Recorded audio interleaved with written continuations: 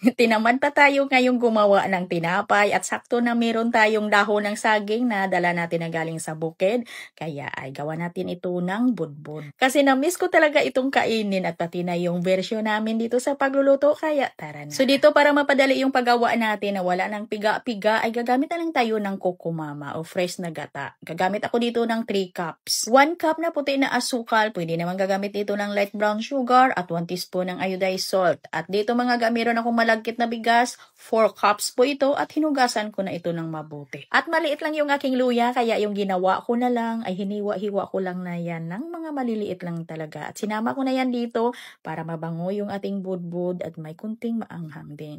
Sinama ko na lang yan dito kasi ang kunti lang talaga niyan. Ang liit lang. At lutuin lang natin ito ng pa-half cook lang. At diretso lang yung paghalo natin dito hanggang sa mawala yung sabaw. Huwag lang natin tigilan sa paghalo para hindi din masunog yung ilalim, para hindi din tayo dito magkaroon ng tutong. Madali lang naman ito mga At pwede naman kayo dito maglagay ng luya, nalakihan nyo lang yung paghiwa at pagkatapos ay kuhanin nyo lang yung luya. Naka-upload na po ako nito before pero medyo matagal na ho yun. At ito ka-dry yung ating malagkit na bigas yung hinahanap natin at pwede na natin itong isalin sa ating mga dahon ng saging. At pinapaapuyan lang yung dahon ng saging para hindi din mapunit.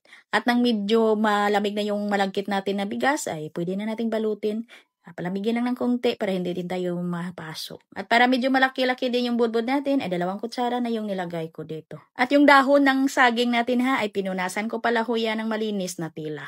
At pagkatapos mga ilutuin natin ito sa ating steamer. Ayan, magic, luto na. Ang sarap talaga nito na ang bango na hindi ito masyadong matabang at hindi din matamis. Ang sarap talaga sa kape. At lalong-lalo na pwede natin itong pagkakitaan.